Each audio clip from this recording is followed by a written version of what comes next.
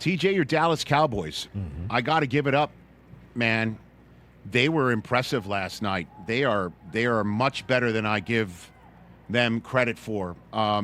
Whatever that Micah Parsons trade might have engendered in that locker room, either Brian Schottenheimer doused that flame, if there was one, or maybe Micah's trade was, in fact, something that would be welcomed in a locker room, maybe from a quarterback who played his ass off last night in Dak Prescott. They didn't seem to miss Micah Parsons one bit. And what did they do?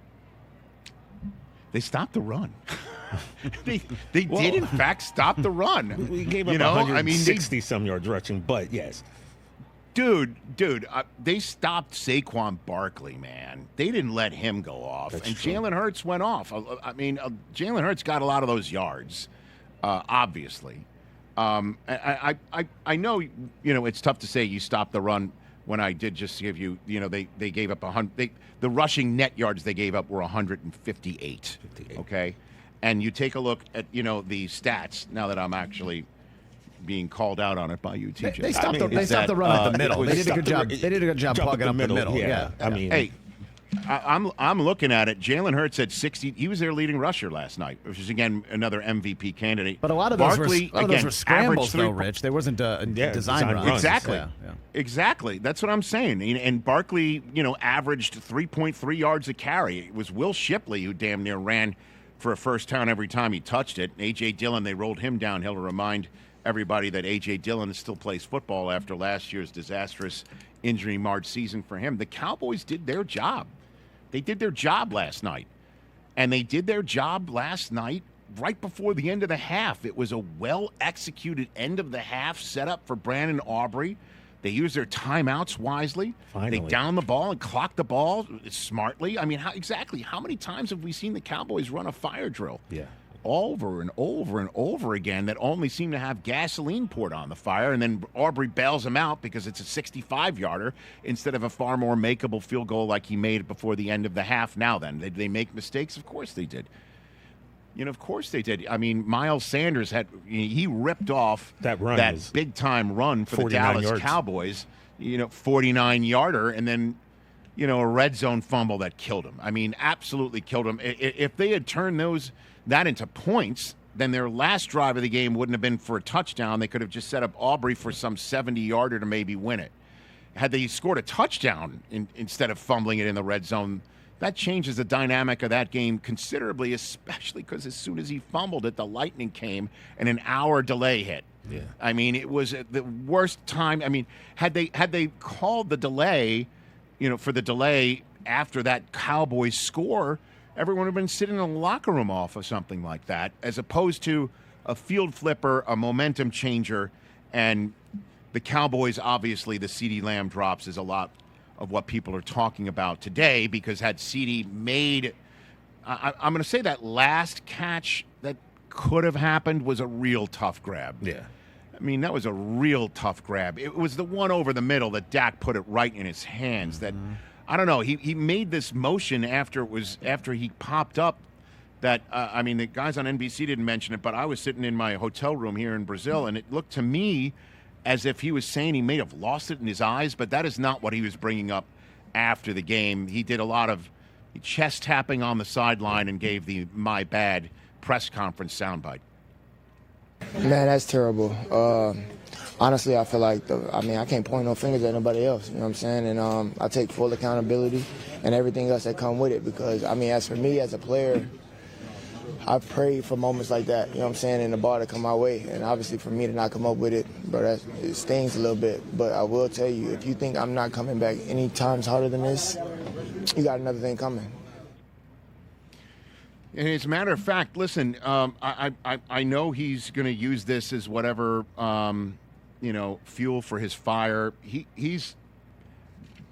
I'm sorry, man, for you, TJ, because this was in your grasp. Yeah, it was not to borrow an poorly used phrase right here, but he grabs one of those, and this is a different story that we're talking about today. The Cowboys had a massive opportunity. Their run game, we'll see what it looks like next week against the Giants, because I'm imagining, Big Dex isn't going to spit on Dak in the right after the kickoff, and that he's going to play all 60 minutes.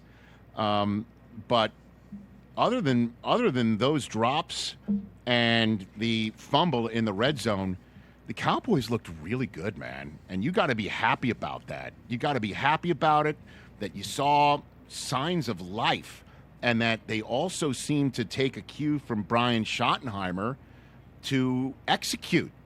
And the play calling seemed smart. There wasn't a head scratcher that you've seen over the last few years. There's nothing that we're talking about, a hot mess. All we're talking about is it was right there. Dak looked really good. He was aggressive at the end when he needed to be. He made some throws. The run game is there. They stopped the run with Saquon Barkley. And Schottenheimer had this to say after the game about CD and the team's chances moving forward. I still think we can win a Super Bowl. That's the goal, Todd. It's not going to change. I mean, we got the right type of guys. We got good players. Again, like I said, you saw what we're capable of in the first half offensively. You saw what we're capable of in the second half defensively.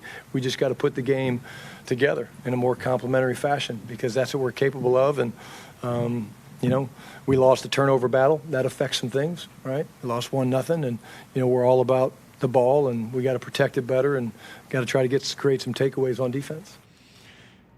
I mean, we will see moving forward. They go home, and we all know they've played worse at home than they have on the road. But the fact that they made it this close, maybe, TJ, that's why I did not hear from Karl Anthony Towns at all last night. And there might not be any horn band coming into the studio today yet. Not a single. Dang it. Not a single lick. The stage is set up and obviously everything. they're at Chicago. I know, right? They're at Chicago, home for Green Bay, at the Jets, at Carolina. You take a look at the way that the Cowboys played last night, and you really have to really feel good about their home date against the Giants, despite losing this one in Philadelphia, TJ.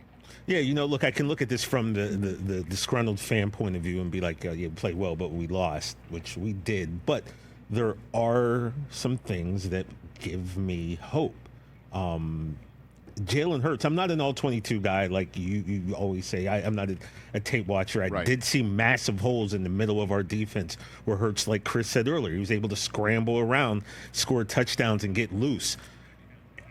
I'm going to imagine that the defensive coordinator, this team will, make those adjustments on defense so that doesn't happen again. And that, Rich, that gives me hope that I think the problems that we had can be fixed. So, yeah, I'm kind of, I was a little down yesterday, like not knowing what to expect, but I do have a little bit more hope today. I mean, I think as well as you played, the one thing that really stood out, you kind of needed a pass rusher last night. Yeah. And, that probably would have helped if you had 11 out there. No, they were able to, in the second half, they were able to get Jalen off the spot, and you could see, like Eberflus was blitzing Diggs from the corner spot. They were bringing some people in directions that Jalen wasn't seeing. It's just, I have a feeling, guys, we're going to see Jalen Hurts do this to everybody, and it's not just the Dallas Cowboys. But do what? Because he wasn't winning the game with his arm. Devontae Smith not involved. AJ Brown absolutely not involved. They had one big play to Jahan Dotson of all people. That is not sustainable. So I don't know. The Eagles really didn't impress me that much on offense. Hurts is awesome, and I think he's going to be in that MVP conversation, but he really did it with his legs last night. Hey, Chris, is that more of a knock on Hurts, though, or maybe looking at this Dallas defense was better than everyone gave them credit for? Maybe, or just Philly kind of kept it super vanilla and bland, knowing what they have coming up, tough games, Lions, Chiefs. Maybe that's an element, too. I don't think they kept anything vanilla. I think Dallas is just better than we think. You just got to tip your cap. And Jalen Hurts, I would disagree. I thought he did win his game with his arm. He didn't make any mistakes, and he won the game with his legs more than his arm, that's for sure. Third career game with 2 or more rushing touchdowns and a completion percentage of 80 or more, which is the most by a quarterback since 1950. No other quarterback has more than one such game in his career. Maybe we're just seeing the ascension of somebody so special that Michael Jordan's there with him, and they're putting his shoes on Jalen Hurts, and we're beginning to see the ascension of a really insanely talented and special player that I think saved the Eagles' night.